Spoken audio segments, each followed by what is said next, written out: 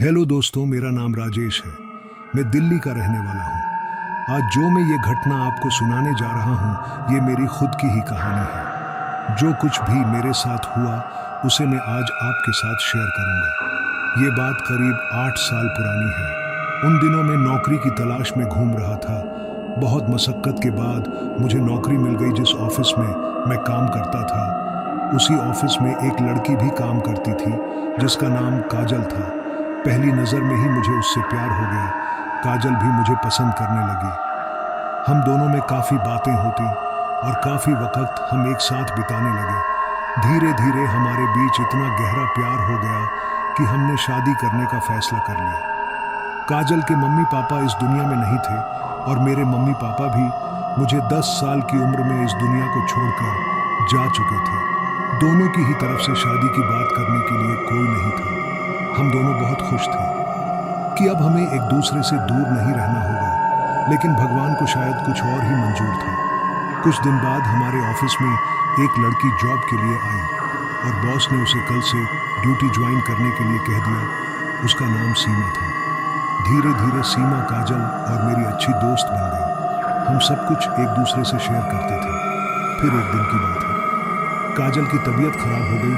मैंने ऑफिस पहुंचकर काजल को फ़ोन किया कि तुम अभी तक ऑफिस क्यों नहीं आई। उसने बताया मुझे बुखार हो गया है, इसलिए मैं आज ऑफिस नहीं आ पाऊंगा। तो मैंने कहा फिर मेरा दिल कैसे लगेगा, मैं भी घर चला जाता हूँ। तुम नहीं होगी यहाँ तो मेरा काम में भी मन नहीं लगेगा। काजल ने कहा नहीं, तुम घर मत जाओ, सीमा तो है ना वहाँ, तुम सीमा से बीच बीच में बात कर लेना। मैंने कहा नहीं, मैं तो जा रहा हूँ। सीमा है, काजल तो नहीं है ना।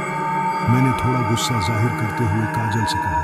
काजल ने भी प्यार जताते हुए कहा थोड़े दिन बाद हम शादी करेंगे, तभी काफ़ी छुट्टी हो जाएंगी। प्लीज़ अभी तुम छुट्टी मत करो, बीवी की बात नहीं मानोगे क्या तुम। कहते हुए काजल हंसने लगी। मैंने कहा ठीक है बीवी जी, अब तो आपकी बात माननी ही पड़ेगी। और फिर हम दोनों हंस दिए। वाकई हम दोनों शादी को लेकर बहुत खुश थे।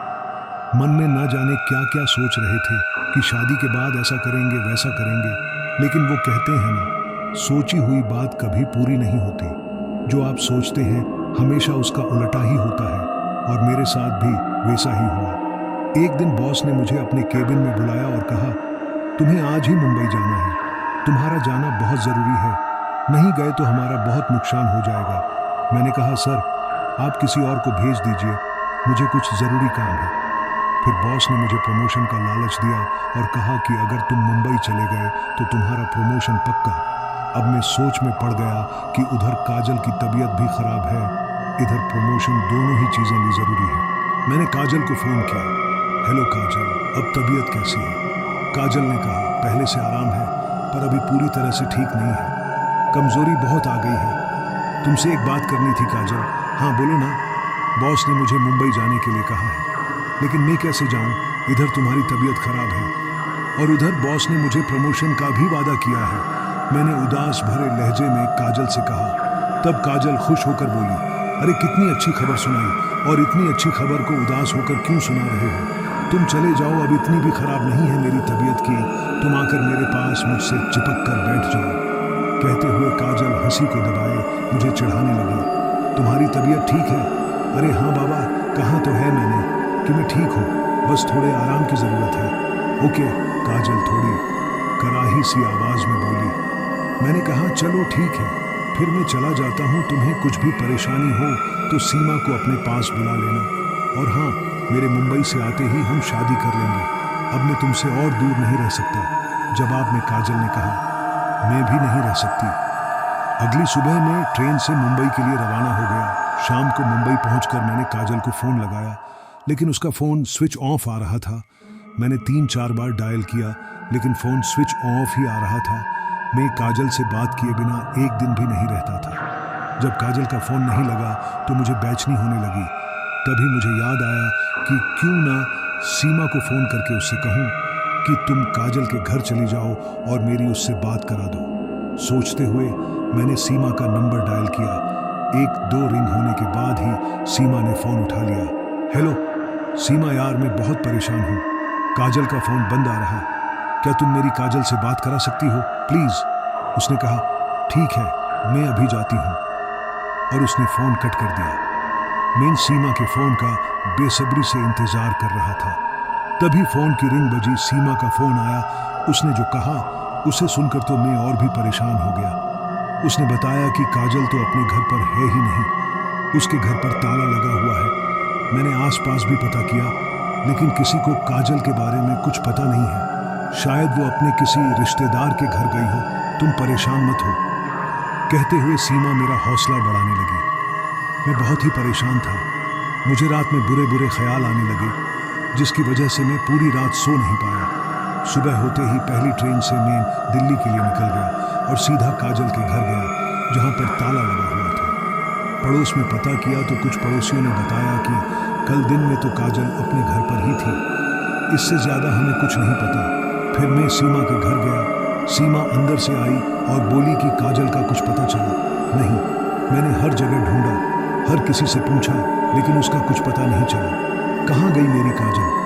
कहते हुए मैं रोने लगा। सीमा मुझे समझाते हुए बोली कि तुम चिंता मत करो, काजल जल्दी ही मिल जाएगी। सप्ताह बीते, महीने और फिर साल, लेकिन काजल का कहीं कुछ पता नहीं चला। इस बात को 2 साल हो चुके थे। मैं काजल की यादों को दिल में लिए बस जिए जा रहा था, लेकिन उसकी याद मुझे हर पल सताती। उसका मुझे वो छेड़ना, बात बात पे बीवी जैसे डांटना, उसकी यादें मुझसे भुलाए नहीं भूली जा रही थीं।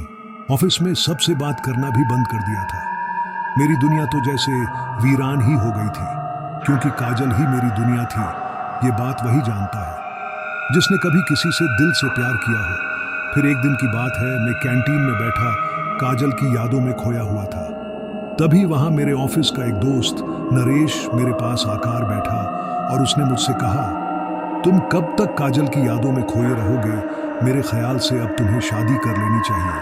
मैंने कहा, नहीं, मैंने काजल के अलावा किसी और को अपनी जिंदगी में कभी सोचा ही नहीं। तो उसने कहा, किसी के चले जाने से जिंदगी रुकती नहीं मेरे दोस्त। क्या पता तुम शादी कर लो तो काजल को भी तुम्हारा ये फैसला अच्छा लगे। वो जहां भी होगी तुम्हारे इस फैसले से बहुत खुश होगी। और हाँ, मेरी नज़र में तुम्हारे लिए एक बहुत ही अच्छी लड़की है जो तुम्हें पसंद भी बहुत करती है। मैंने चौंक कर पूछा, कौन है वो लड़की?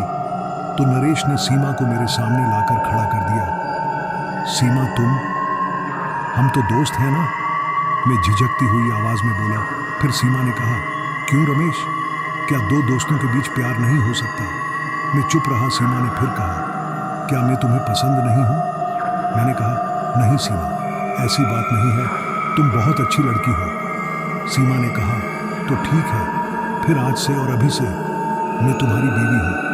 समझे, मुझे कुछ नहीं सुनना, बीवी हूँ मतलब हूँ। एक पल के लिए मुझे ऐसा लगा जैसे मेरे सामने काजल ही खड़ी हो, और मैं एक झटके में ही काजल की यादों से जैसे बाहर आ गया था। महीने बाद हम दोनों ने शादी कर ली। मैं सीमा को सीमा समझकर नहीं बल्कि काजल समझ के प्यार करने लगा। उसकी कुछ आदतें काजल से बहुत मिलती थीं, इसलिए मुझे लगता कि मेरे सामने सीमा नहीं काजल है। दिन बीतते चले गए, हमारा प्यार बढ़ता चला गया, लेकिन मुझे पता नहीं था ये प्यार एक धोखा है। एक रात में और सीमा दोनों अपने कमरे में सोए हुए थे कि अचानक दरवाजे पर दस्तक हुई। सीमा गहरी नींद में सोई हुई थी, लेकिन मेरी आंख उस दस्तक से खुल गई। मैंने दरवाजा खोला तो सामने क्या देखता हूं, काजल खड़ी है। मैंने काजल को देखते ही गले से लगा लिया। गुस्सा था, लेकिन उससे भी ज्यादा खुश कि मेरी काजल को भगवान ने मेरे पास भेज दिया। मैं मन ही मन में भगवान को धन्यवाद दे रहा था। काजल ने मुझसे कहा, राजेश, क्या तुम मुझे भूल गए थे? और क्या तुम मुझसे ये नहीं पूछोगे कि मैं इतने दिन कहाँ थी? मैंने फिर से उसे अपने गले से लगाया और कहा, नहीं, मैं ये नहीं पूछूंगा कि तुम इतने दिन कहाँ थी। मेरे लिए इतना ही बहुत है कि तुम मेरे पास आ गए। उठिए राजेश, कहते हुए सीमा ने मुझे जगाया। मेरी नींद खुली। मैंने अभी काजल को सीने से लगाया हुआ था।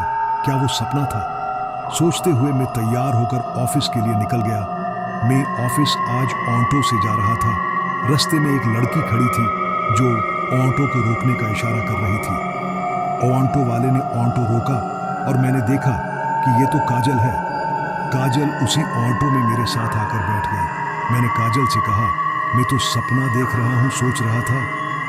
लेकिन तुम सचमुच में मेरी जिंदगी में फिर से लौट आई हो। काजल ने कोई जवाब नहीं दिया, वो चुपचाप बैठी रही। थोड़ी देर बाद काजल ने मुझसे पूछा, तुम सीमा से प्यार करते हो कि मुझसे? मैंने कहा, मैं तो हमेशा से ही तुमसे प्यार करता रहा हूँ और हमेशा करता रहूँगा। तो फिर उससे शादी क्यों की? कहते हुए काजल की आंखें भर आईं। मैं ऑफिस जा रहा था, लेकिन काजल की इस बात को सुनकर मैंने ऑटो वाले को काजल के घर की तरफ ऑटो मोड़ने को कहा और काजल से मैंने कहा, चलो तुम्हारे घर पर चलकर तुम्हें इत्मीनान से सारी बात बताऊंगा। और थोड़ी ही देर में ऑटो काजल के घर के सामने जा रुका। मैं ऑटो वाले को पैसे दे रहा था। इतने में काजल अपने घर के वरांदे में जाकर बैठ गई। मैंने देखा काजल के घर पर जो ताला लगा हुआ है उस पर बहुत मिट्टी लगी है, मानो सालों से ना खुला हो ताला। क्या तुम यहाँ की सफाई नहीं करती? देखो कितनी धूल मिट्टी लगी है। मैं ताले की मिट्टी को झाड़ते हुए बोला, लाओ चाबी दो, मुझ में ताला खोलता हूँ। कहते हुए चाबी मांगने के लिए मैंने काजल की तरफ हाथ बढ़ाया। उसने गुस्से में कहा, मुझे नहीं पता, चाबी कहाँ है, खुद ढूंढ लो। कहते हुए दूसरी तरफ मुंह करके बैठ गई। मैं गार्डन में जाकर चाबी ढूंढने लगा। तभी मुझे घास के अंदर छुपी हुई चाबी मिली।